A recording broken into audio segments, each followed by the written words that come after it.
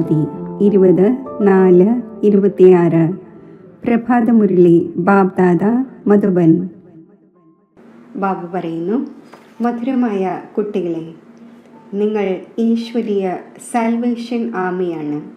നിങ്ങൾ സർവർക്കും സദ്ഗതി നൽകണം. സർവരുടെയും പ്രീതി ഒരു ബാബയുമായി യോജിപ്പിക്കണം. ചോദ്യം: മനുഷ്യർ തൻ്റെ ബുദ്ധി ഏത് കാര്യത്തിൽ വിനിയോഗിക്കുന്നു? നിങ്ങൾ തൻ്റെ ബുദ്ധി ഏത് കാര്യത്തിലാണ് വിനിയോഗിക്കേണ്ടത്?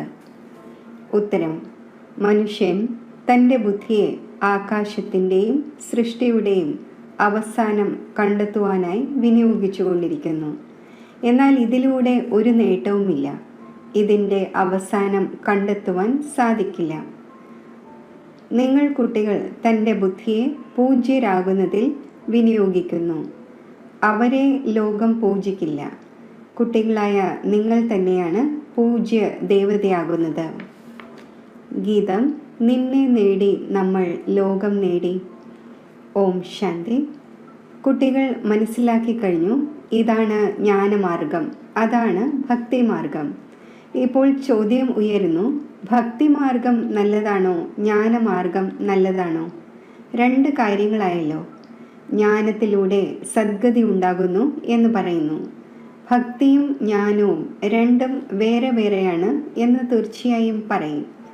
ഭക്തി ചെയ്യുന്നതിലൂടെ ജ്ഞാനം ലഭിക്കും എന്നും അപ്പോൾ സദ്ഗതി ഉണ്ടാകും എന്നും മനുഷ്യർ മനസ്സിലാക്കുന്നു. ഭക്തിക്കിടയിൽ ജ്ഞാനം വരിക സാധ്യമല്ല. ഭക്തി എല്ലാവർക്കും വേണ്ടിയാണ്, ജ്ഞാനവും എല്ലാവർക്കും വേണ്ടിയാണ്. ഈ സമയം കലിയുഗത്തിൻ്റെ അന്തിമമാണ്. അപ്പോൾ തീർച്ചയായും സർവരുടെയും ദുർഗതിയായിരിക്കും. അതിനാൽ വിളിക്കുന്നുമുണ്ട്, പാടുന്നുമുണ്ട്. മറ്റു കൂട്ടുകെട്ട് ഉപേക്ഷിച്ച് നിന്റെ കൂടെ കൂട്ടുകെട്ട് യോജിപ്പിക്കും എന്ന്. ഇപ്പോൾ അതാരാണ്? ആരുടെ കൂടെയാണ് യോജിപ്പിക്കുക? ഇത് മനസ്സിലാക്കുന്നില്ല. പലപ്പോഴും ബുദ്ധി കൃഷ്ണൻ്റെ നേർക്ക് പോകുന്നു. നമ്മൾ സത്യമായ പ്രീതി നിന്റെ കൂട്ടുകെട്ടുമായി യോജിപ്പിക്കട്ടെ എന്ന്. കൃഷ്ണനോട് തന്നെ പ്രീതി യോജിപ്പിക്കുമെങ്കിൽ ഗുരു സന്യാസിമാരുടെയും മറ്റാരുടെയും ആവശ്യമില്ല. കൃഷ്ണനെ തന്നെ ഓർമ്മിക്കേണ്ടതാണ്. കൃഷ്ണൻ്റെ ചിത്രമാണെങ്കിൽ എല്ലാവരുടെയും അടുക്കലുണ്ട്. കൃഷ്ണ ജയന്തിയും ആഘോഷിക്കുന്നു. പിന്നെ മറ്റാരുടെയും അടുക്കൽ പോകേണ്ട ആവശ്യമില്ല. ഏതുപോലെ മീര ഒന്നിൻ്റെ കൂട്ടുകെട്ട് യോജിപ്പിച്ചു, അതുപോലെ കാര്യവ്യവഹാരം ചെയ്യുമ്പോഴും കൃഷ്ണനെ തന്നെ ഓർമ്മിച്ചുകൊണ്ടിരുന്നു. വീട്ടിൽ കഴിയുന്നത്, ചെയ്യുന്നത്, കഴിക്കുന്നത്, കുടിക്കുന്നത് എന്നിവയുണ്ട്. സത്യമായ പ്രീതി ഒരു കൃഷ്ണനുമായി യോജിപ്പിച്ചു. ഒരാൾ പ്രിയതമനും മറ്റേയാൾ പ്രിയതമയും എന്നതുപോലെയായി. കൃഷ്ണനെ ഓർമ്മിക്കുന്നതിലൂടെ ഫലവും ലഭിക്കുന്നു. കൃഷ്ണനെയാണെങ്കിൽ എല്ലാവരും അറിയുന്നുണ്ട്. സത്യമായ പ്രീതി നമ്മൾ നീയുമായി യോജിപ്പിച്ചു, മറ്റു സംഘം ഉപേക്ഷിച്ചു എന്ന് പാടുന്നുമുണ്ട്. ഇപ്പോൾ ഉയർന്നതിലും ഉയർന്നതും സത്യമായതും പരമാത്മാവ് തന്നെയാണ്. സർവർക്കും സമ്പത്ത് നൽകുന്നവൻ ഒരേ ഒരു ബാബയാണ്. ആ ഒന്നിനെ ആരും അറിയുന്നില്ല. പരംപിത പരമാത്മാ ശിവൻ എന്ന് പറയുന്നു. പക്ഷേ എപ്പോൾ വരുന്നു ഇതറിയുന്നില്ല. ശിവജയന്തി നടക്കുന്നു. അപ്പോൾ തീർച്ചയായും വന്നിട്ടുണ്ടാകും. എപ്പോൾ, എങ്ങനെ വരുന്നു, വന്ന് എന്താണ് ചെയ്യുന്നത് ആർക്കും അറിയില്ല. സർവരുടെയും സദ്ഗതി ചെയ്യുന്നു എന്നത് ഒരു മനുഷ്യനും അറിയുന്നില്ല. എന്നാൽ എങ്ങനെയാണ് ചെയ്യുന്നത്? സദ്ഗതിയുടെ അർത്ഥം എന്താണ്? ഒന്നും മനസ്സിലാക്കുന്നില്ല. ശിവബാബ തീർച്ചയായും സ്വർഗത്തിൻ്റെ ചക്രവർത്തി പദം തന്നിട്ടുണ്ടാകും. കുട്ടികളായ നിങ്ങൾ ആ ധർമ്മത്തിലേതായിരുന്നു. നിങ്ങൾക്ക് ഇതറിയാമായിരുന്നില്ല, മറന്നു പോയിരുന്നു. അപ്പോൾ പിന്നെ മറ്റുള്ളവർക്ക് എങ്ങനെ അറിയാൻ സാധിക്കും? ഇപ്പോൾ ശിവബാബയിലൂടെ നിങ്ങൾ അറിഞ്ഞിരിക്കുന്നു, മറ്റുള്ളവർക്ക് പറഞ്ഞു കൊടുക്കുകയും ചെയ്യുന്നു. നിങ്ങൾ ഈശ്വരീയ സാൽവേഷൻ ആർമിയാണ്. സാൽവേഷൻ എന്ന് പറയാം, അഥവാ സദ്ഗതിയുടെ ആർമി എന്ന് പറയാം. ഇപ്പോൾ കുട്ടികളായ നിങ്ങളിൽ റെസ്പോൺസിബിലിറ്റി ഇരിക്കുന്നു.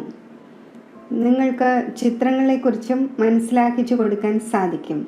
ഭാഷകൾ അനേകമുണ്ട്. മുഖ്യ ഭാഷകളിൽ ചിത്രങ്ങൾ ഉണ്ടാക്കേണ്ടി വരുന്നു. ഭാഷകളുടെയും വളരെ കുഴപ്പങ്ങളുണ്ട്. അതിനാൽ എക്സിബിഷനും തയ്യാറാക്കേണ്ടി വരുന്നു. ചിത്രങ്ങളെക്കുറിച്ച് മനസ്സിലാക്കിച്ചു കൊടുക്കുന്നത് വളരെ സഹജമാണ്. ഗോളത്തിൽ, അതായത് സൃഷ്ടിചക്രത്തിൽ മുഴുവൻ ജ്ഞാനവുമുണ്ട്. ഏണിപ്പടികൾ കേവലം ഭാരതവാസികൾക്ക് വേണ്ടിയുള്ളതാണ്. ഇതിൽ മറ്റൊരു ധർമ്മവും ഉണ്ടായിരിക്കുന്നില്ല. ഭാരതം തമോ പ്രധാനമാവുകയും മറ്റാരും ആകാതിരിക്കുകയും ചെയ്യുന്നു എന്നല്ല. തമോ പ്രധാനം എല്ലാവരും ആകുന്നു. അപ്പോൾ അവർക്ക് വേണ്ടിയും ഉണ്ടായിരിക്കേണ്ടതാണ്. സർവീസിൻ്റെ ഈ എല്ലാ ചിന്തകളും ബുദ്ധിയിൽ വരേണ്ടതാണ്. 2 പിതാവിൻ്റെ രഹസ്യവും മനസ്സിലാക്കിച്ചു കൊടുക്കണം. സമ്പത്ത് രചയിതാവിൽ നിന്നും ലഭിക്കുന്നു. ലക്ഷ്മി നാരായണൻ ഭാരതത്തിൻ്റെ ആദ്യത്തെ മഹാരാജാവും മഹാറാണിയുമായിരുന്നു, അഥവാ ഭഗവാൻ ഭഗവതിയായിരുന്നു എന്നത് എല്ലാ ധർമ്മത്തിലുള്ളവരും അറിയുന്നു. അവർക്ക് ഈ സ്വർഗത്തിൻ്റെ രാജ്യം എങ്ങനെ ലഭിച്ചു? തീർച്ചയായും ഭഗവാനിലൂടെയാണ് ലഭിച്ചത്. എങ്ങനെ, എപ്പോൾ ലഭിച്ചു എന്നതാർക്കും അറിയില്ല. ഗീതയിൽ കൃഷ്ണൻ്റെ നാമം വെച്ചു, പിന്നെ പ്രളയം കാണിച്ചിട്ടുണ്ട്. റിസൾട്ട് ഒന്നും തന്നെയില്ല. ഇത് കുട്ടികളായ നിങ്ങൾ മനസ്സിലാക്കിച്ചു കൊടുക്കണം. ചിത്രങ്ങൾ എല്ലാ ഭാഗത്തുമുണ്ട്. ലക്ഷ്മി നാരായണൻ്റെ ചിത്രവും ഉണ്ടാകും. ഡ്രസ്സും ഫീച്ചേഴ്സും വേറൊന്നായിരിക്കും. ആർക്ക് എന്ത് തോന്നുന്നുവോ അതിരുന്ന് ഉണ്ടാക്കിയിരിക്കുന്നു. ശ്രീനാഥ്, ശ്രീനാഥിനി ഈ രാധാകൃഷ്ണനാണല്ലോ. ശ്രീരാധയും ശ്രീകൃഷ്ണനും കിരീടമുള്ളവരല്ല, കറുത്തവരുമല്ല. രാജധാനി ലക്ഷ്മി നാരായണൻ്റേതാണ്, അല്ലാതെ രാധാകൃഷ്ണൻ്റേതല്ല. ക്ഷേത്രം അനേകം പ്രകാരത്തിൽ ഉണ്ടാക്കിയിരിക്കുന്നു. നാമം ഒരേ ഒരു ലക്ഷ്മി നാരായണൻ എന്ന് തന്നെ വയ്ക്കും. ഡിനസ്റ്റി ലക്ഷ്മി നാരായണൻ്റേത് എന്ന് പറയും. രാമൻ്റെയും സീതയുടെയും വംശം ലക്ഷ്മി നാരായണൻ്റെ വംശം. രാധാകൃഷ്ണൻ്റെ വംശമില്ല. ഈ കാര്യങ്ങൾ മനുഷ്യൻ്റെ ചിന്തയിലില്ല.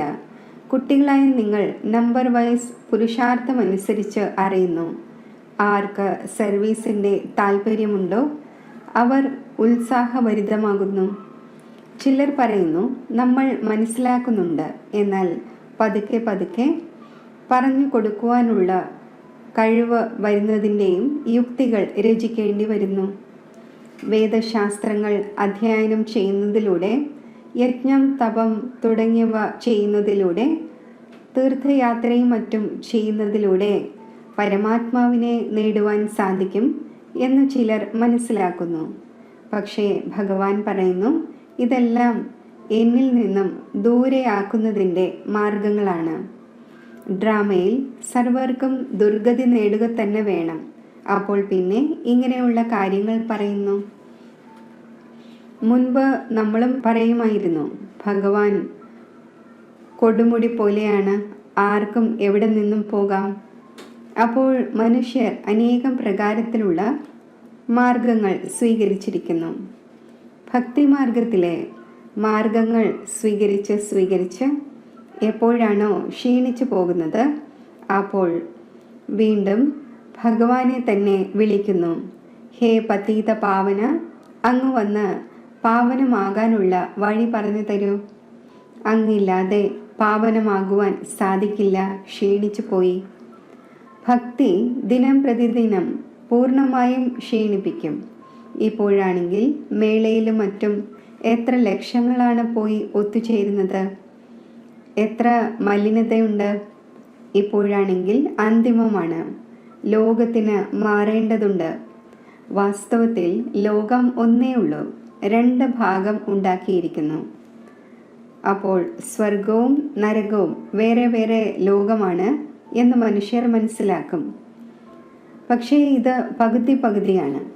മുകളിൽ സത്യയുഗം, പിന്നെ ത്രേത, ദ്വാപര, കലിയുഗം. കലിയുഗത്തിൽ തമോ പ്രധാനം ആവുക തന്നെ വേണം. സൃഷ്ടി പഴയതാകുന്നു. ഈ കാര്യങ്ങളെ ആരും മനസ്സിലാക്കുന്നില്ല, കുഴങ്ങിപ്പോയിരിക്കുന്നു.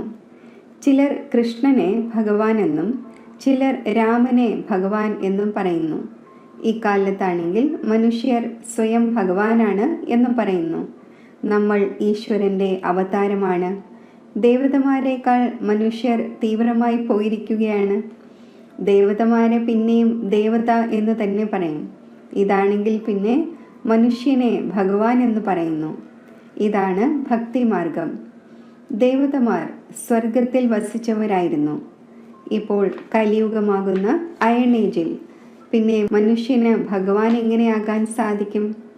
ബാബ പറയുന്നു, ഞാൻ വരുന്നത് സംഗമയുഗത്തിലാണ്. എനിക്ക് വന്ന് ലോകത്തെ ട്രാൻസ്ഫർ ചെയ്യേണ്ടതുള്ളപ്പോൾ കലിയുഗത്തിൽ നിന്നും സത്യയുഗമുണ്ടാകണം. ബാക്കി എല്ലാവരും ശാന്തിധാമത്തിലേക്ക് പോകും. അതാണ് നിരാകാരി ലോകം. ഇതാണ് സാകാരി ലോകം. നിരാകാരി വൃക്ഷത്തെക്കുറിച്ചും മനസ്സിലാക്കിച്ചു കൊടുക്കുന്നതിനായി വലുതായി ഉണ്ടാക്കേണ്ടി വരും. ആകാശം എത്ര വലുതാണോ അത്രയും ബ്രഹ്മമഹത്തത്വവും വലുതാണ്. രണ്ടിൻ്റെയും അവസാനം കണ്ടെത്തുവാൻ സാധിക്കില്ല. പരിശ്രമിക്കുന്നുണ്ട്, എയ്റോപ്ലെയിനിലും മറ്റും പോകും. പക്ഷേ അവസാനം കണ്ടെത്തുവാൻ സാധിക്കില്ല. സമുദ്രം തന്നെ സമുദ്രമാണ്, ആകാശം തന്നെ ആകാശമാണ്. അവിടെ യാതൊന്നുമില്ല. വളരെയധികം പരിശ്രമിക്കുന്നു. പക്ഷേ ഈ എല്ലാ കാര്യങ്ങളിലൂടെയും എന്ത് നേട്ടമാണുള്ളത്? നമ്മൾ സ്വന്തം ബുദ്ധി ഉപയോഗിക്കുകയാണ് എന്ന് മനസ്സിലാക്കുന്നു. ഇതാണ് മനുഷ്യൻ്റെ ബുദ്ധി. സയൻസിൻ്റെ ഗർവം മനുഷ്യരിലാണുള്ളത്. ആര് എത്ര തന്നെ അവസാനം കണ്ടെത്തിയാലും അവരെ മുഴുവൻ ലോകവും പൂജിക്കുകയില്ല. ദേവതമാരുടെ പൂജയാണ് നടക്കുന്നത്. കുട്ടികളായ നിങ്ങളെ ബാബ എത്ര ഉയർന്നതാക്കി മാറ്റുന്നു. സർവരെയും ശാന്തിധാമത്തിലേക്ക് കൊണ്ടുപോകുന്നു. ഇതെല്ലാവരും അറിയുന്നുണ്ട്. നമ്മൾ മൂലവതനത്തിൽ നിന്നാണ് വരുന്നത്. പക്ഷേ എപ്രകാരമാണ് നിങ്ങൾ മനസ്സിലാക്കുന്നത്? അതുപോലെ ലോകം അറിയുന്നില്ല. അതെന്താണ്? എങ്ങനെയാണ് ആത്മാക്കൾ അവിടെ വസിക്കുന്നത്, പിന്നെ നമ്പർ വൈസായി വരുന്നത്? ഇതാരും അറിയുന്നില്ല. ബ്രഹ്മമഹത്തത്വത്തിൽ നിരാകാരി വൃക്ഷമാണ്. ഇത് മനസ്സിലാക്കുന്നില്ല. സത്യയുഗത്തിൽ കുറച്ചു പേരാണ് വസിക്കുന്നത്. ബാക്കി എല്ലാ ആത്മാക്കളും മൂലവതനത്തിൽ വസിക്കുന്നു. ഇത് സാകാരി വതനം ആയതുപോലെ തന്നെ എങ്ങനെയാണോ ഈ സാകാരി വതനം, അതുപോലെ തന്നെയാണ് മൂലവതനം. വതനം ഒരിക്കലും ശൂന്യമാകുന്നില്ല. ഇതും ആകുന്നില്ല, അതും ആകുന്നില്ല. എപ്പോൾ അന്തിമമാകുന്നുവോ അപ്പോൾ ട്രാൻസ്ഫർ ആകുന്നു. കുറച്ച് ഈ വതനത്തിൽ കഴിയുന്നു. മുഴുവൻ വതനവും കാലിയാകണമെങ്കിൽ പിന്നെ പ്രളയമുണ്ടാകണം. പ്രളയം ഉണ്ടാകുന്നില്ല. അവിനാശി ഖണ്ഡമാണല്ലോ. ഈ എല്ലാ കാര്യങ്ങളും ബുദ്ധിയിൽ വയ്ക്കണം. മുഴുവൻ ദിവസവും ഈ ചിന്ത നടന്നുകൊണ്ടിരിക്കണം. നമ്മൾ ആരുടെ മംഗളം ചെയ്യട്ടെ? നിന്റെ കൂട്ടുകെട്ടിൽ പ്രീതി യോജിച്ചു എങ്കിൽ ആ ഒന്നിൻ്റെ പരിചയം നൽകുമല്ലോ. അത് പിതാവാണ്. ആ ഒന്നിൽ നിന്നും സമ്പത്ത് ലഭിക്കുന്നു. എങ്ങനെ ലഭിക്കുന്നു? അതും നമുക്ക് പറഞ്ഞു തരാൻ സാധിക്കും. പറയുന്നവരും നമ്പർ വൈസാണ്. ചിലർ വളരെ നല്ല രീതിയിൽ പ്രഭാഷണം നടത്തുന്നു, ചിലർക്ക് സാധിക്കുന്നില്ല. അപ്പോൾ പഠിക്കേണ്ടി വരും. ഓരോ കുട്ടിക്കും തൻ്റെ മംഗളം ചെയ്യേണ്ടതുണ്ട്. വഴി ലഭിച്ചു എന്നിരിക്കെ ഓരോരുത്തരുടെയും മംഗളം ചെയ്യണം. ഈ ആഗ്രഹമുണ്ടാകുന്നു. മറ്റുള്ളവർക്കും ബാബയിൽ നിന്നും സമ്പത്ത് നേടിക്കൊടുക്കട്ടെ, ആത്മീയ സേവനം ചെയ്യട്ടെ. എല്ലാവരും പരസ്പരം സേവനം ചെയ്യുന്നു. ബാബ വന്ന് ആത്മീയ സേവനം പഠിപ്പിക്കുന്നു. മറ്റാരും ആത്മീയ സേവനത്തെ അറിയുന്നില്ല. ആത്മീയ പിതാവ് തന്നെയാണ് ആത്മാക്കളുടെ സേവനം ചെയ്യുന്നത്. ഭൗതിക സേവനം ജന്മജന്മാന്തരങ്ങളായി വളരെയധികം ചെയ്തു. ഇപ്പോൾ അന്തിമ ജന്മത്തിൽ ആത്മീയ സേവനം ചെയ്യണം. അത് ബാബ പഠിപ്പിച്ചിരിക്കുന്നു. ഇതിലാണ് മംഗളം. മറ്റൊന്നിലും നേട്ടമില്ല. ഗൃഹസ്ഥ വ്യവഹാരത്തിലും ഇരിക്കണം. ഉത്തരവാദിത്വങ്ങൾ നിറവേറ്റണം. അവരെയും ഇത് മനസ്സിലാക്കിച്ച് മംഗളം ചെയ്യണം. പ്രീതി ഉണ്ടാവുകയാണെങ്കിൽ കുറച്ച് കേൾക്കും. ചിലരാണെങ്കിൽ നമുക്കും സന്യസിക്കേണ്ടി വരുമോ എന്നറിയില്ല എന്ന് ഭയക്കുന്നു. ഇക്കാലത്താണെങ്കിൽ വളരെയധികം സന്യാസിമാരുണ്ടല്ലോ. കാഷായം അണിഞ്ഞ് 2 അക്ഷരം കേൾപ്പിച്ചു കഴിക്കാനുള്ളത് എവിടെ നിന്നെങ്കിലുമൊക്കെ ലഭിക്കുക തന്നെ ചെയ്യുന്നു. ചിലർ കടകളിൽ പോകും, അപ്പോൾ 2 പൂരി നൽകും. പിന്നെ മറ്റുള്ളവരുടെ അടുക്കൽ പോകും. ഉദരപൂജ നടക്കുന്നു. ഭിക്ഷ യാചിക്കുന്നവരും അനേകം പ്രകാരത്തിലുണ്ട്. ഈ ബാബയിൽ നിന്നാണെങ്കിൽ ഒരേ ഒരു പ്രകാരത്തിലുള്ള സമ്പത്താണ് ലഭിക്കുന്നത്. പരിധിയില്ലാത്ത ചക്രവർത്തി പദം ലഭിക്കുന്നു. സദാ നിരോഗിയാകുന്നു. ധനികർ എടുക്കുന്നത് പ്രയാസമാണ്. ദരിദ്രരുടെയും മംഗളം ചെയ്യേണ്ടതാണ്. ബാബ എക്സിബിഷൻ വളരെയധികം ഉണ്ടാക്കിച്ചു കൊണ്ടിരിക്കുന്നു. കാരണം ധാരാളം ഗ്രാമങ്ങളുണ്ടല്ലോ. ഈ നോളജ് നല്ലതാണ് എന്ന് മിനിസ്റ്ററും മറ്റും മനസ്സിലാക്കുകയാണെങ്കിൽ എല്ലാവരും കേൾക്കുവാൻ തുടങ്ങും. മുന്നോട്ട് പോകുമ്പോൾ നിങ്ങളുടെ പേര് പ്രശസ്തമാകും. പിന്നെ ധാരാളം പേർ വരും. തുരുമ്പ് മാറുന്നതിന് സമയമെടുക്കും. രാത്രിയും പകലും ആരെങ്കിലും മുഴുകുകയാണ് എങ്കിൽ ഒരു പക്ഷേ മാറിയേക്കാം. ആത്മാവ് പ്യുവറായി മാറും. അപ്പോൾ പിന്നെ ഈ ശരീരവും ഉപേക്ഷിക്കും. ഇതെല്ലാം മനസ്സിലാക്കേണ്ട കാര്യങ്ങളാണ്. എക്സിബിഷനിലും മനസ്സിലാക്കിച്ചു കൊടുക്കണം. മുഖ്യമായത് മുഴുവൻ ഭാരതത്തിൻ്റെ കാര്യമാണ്. ഭാരതത്തിൻ്റെ റൈസ് ഉണ്ടാകുമ്പോൾ എല്ലാവരുടെയും റൈസ് ഉണ്ടാകുന്നു. പ്രൊജക്ടർ കൊണ്ടും എക്സിബിഷനേക്കാൾ കൂടുതൽ സർവീസ് നടക്കുക സാധ്യമാണ്. പതുക്കെ പതുക്കെ അഭിവൃദ്ധി പ്രാപിച്ചുകൊണ്ടിരിക്കും. ദിനം പ്രതിദിനം നിങ്ങളുടെ പേര് പ്രശസ്തമായിക്കൊണ്ടിരിക്കും. 5000 വർഷം മുമ്പും ഇങ്ങനെ സംഭവിച്ചിരുന്നു എന്നതും എഴുതണം. ഇതാണെങ്കിൽ വളരെ വണ്ടർഫുള്ളായ കാര്യങ്ങളാണ്. ബാബ സൂചന നൽകുന്നു. കുട്ടികൾ വളരെയധികം കാര്യങ്ങൾ മറന്നു പോകുന്നു.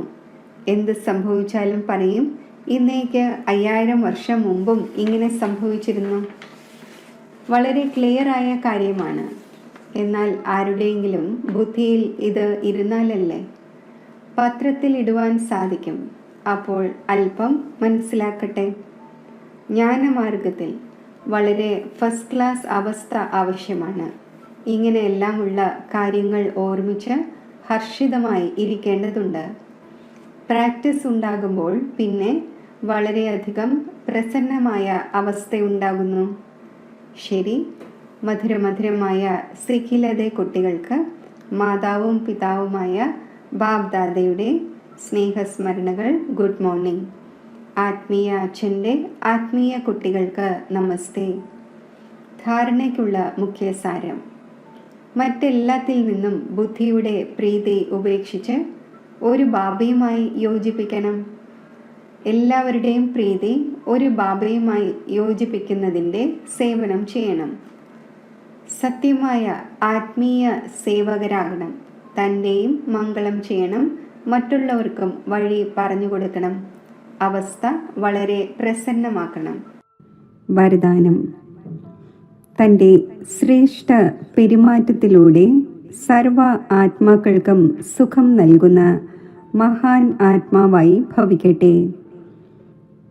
ആരാണോ മഹാൻ ആത്മാക്കൾ, അവരുടെ ഓരോ പെരുമാറ്റത്തിലൂടെയും സർവ ആത്മാക്കൾക്കും സുഖത്തിൻ്റെ ദാനം ലഭിക്കുന്നു. അവർ സുഖം നൽകുകയും സുഖം നേടുകയും ചെയ്യുന്നു. അപ്പോൾ ചെക്ക് ചെയ്യൂ, മഹാൻ ആത്മാവാണ് എന്ന കണക്കനുസരിച്ച് മുഴുവൻ ദിവസത്തിലും എല്ലാവർക്കും സുഖം നൽകിയോ? പുണ്യത്തിൻ്റെ കാര്യം ചെയ്തുവോ? പുണ്യം എന്നാൽ ആർക്കെങ്കിലും ഏതെങ്കിലും വസ്തു നൽകുന്നതിലൂടെ ആ ആത്മാവിൽ നിന്നും ആശീർവാദങ്ങൾ പുറപ്പെടണം. അപ്പോൾ ചെക്ക് ചെയ്യൂ, ഓരോ ആത്മാവിൽ നിന്നും ആശീർവാദങ്ങൾ ലഭിച്ചുകൊണ്ടിരിക്കുകയാണോ? ആർക്കെങ്കിലും ദുഃഖം നൽകുകയോ സ്വീകരിക്കുകയോ ചെയ്തില്ലല്ലോ. അപ്പോൾ മഹാൻ ആത്മാവ് എന്ന് പറയും. സ്ലോഗൻ: ചെയ്തതിനു ശേഷം ചിന്തിക്കുന്നത് തന്നെയാണ് പശ്ചാത്താപത്തിൻ്റെ രൂപം. അവ്യക്ത സൂചന. മഹാൻ ആകുന്നതിനു വേണ്ടി മധുരതയുടെയും വിനയത്തിൻ്റെയും ഗുണം ധാരണ ചെയ്യൂ. സംസ്കാരം അഥവാ നേച്ചർ ഓരോരുത്തർക്കും അവരവരുടേതായത് ഉണ്ട്. എന്നാൽ സർവരുടെയും സ്നേഹിയും സർവകാര്യങ്ങളിലും സംബന്ധത്തിലും സഫലവും മനസ്സിൽ വിജയിയും വാക്കിൽ മധുരതയും വരുന്നത് ഈസി നേച്ചർ ഉണ്ടായിരിക്കുമ്പോഴാണ്. ഈസി നേച്ചർ എന്നാൽ എങ്ങനെയുള്ള സമയമാണോ, എങ്ങനെയുള്ള വ്യക്തിയാണോ, എങ്ങനെയുള്ള സർക്കംസ്റ്റൻസ് ആണോ അതിനെ തിരിച്ചറിഞ്ഞുകൊണ്ട് സ്വയം തന്നെ ഈസിയാക്കി മാറ്റുക. ഈസി എന്നാൽ യോജിച്ചു പോകുന്നവർ, മോൾഡാകുന്നവർ. ഈസി എന്നാൽ അലക്ഷ്യം അല്ല. ഓം ശാന്തി.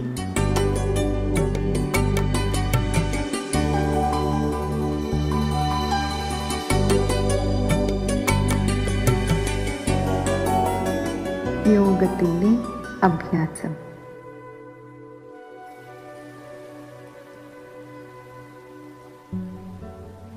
മനസ്സിനെ സ്വച്ഛവും ബുദ്ധിയെ സ്പഷ്ടവുമാക്കി ഞാൻ സൂക്ഷ്മ ആത്മസ്വരൂപത്തിൽ സ്ഥിതി ചെയ്യുന്നു.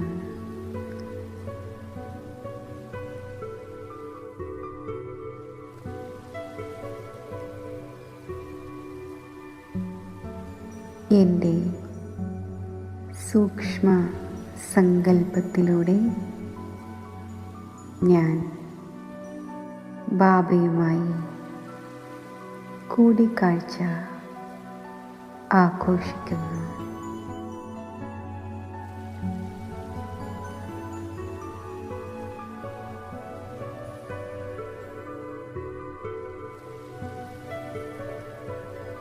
പരമധാമമാകുന്ന ജ്യോതിദേശത്തിൽ പരമാത്മാ ജ്യോതിയിൽ എൻ്റെ ബുദ്ധിയെ ഞാൻ അർപ്പിക്കുന്നു.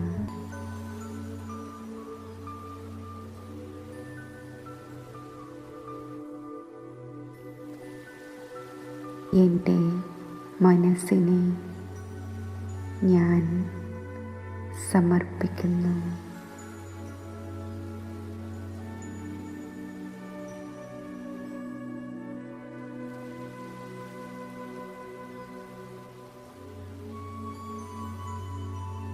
ജ്യോതി സ്വരൂപനായ ബാബയുടെ കിരണങ്ങളുടെ പ്രഭാവത്തിൽ ഞാൻ സ്ഥിതി ചെയ്യുന്നു.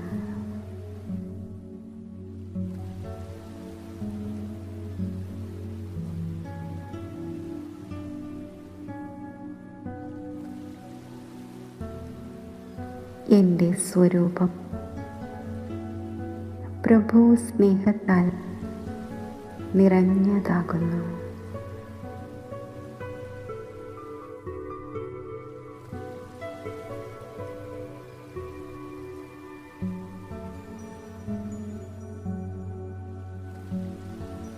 എൻ്റെ സ്വരൂപം സമ്പൂർണ്ണ സ്വച്ഛമാകുന്നു.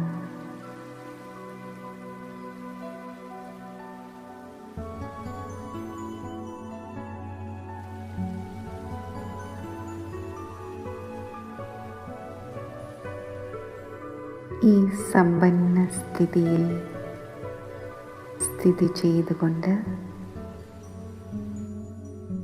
പ്രഭു സ്നേഹത്തിൻ്റെയും പവിത്രതയുടെയും പ്രകാശവീചികൾ മുഴുവൻ വിശ്വത്തിലേക്കും ഞാൻ വ്യാപിപ്പിക്കുന്നു.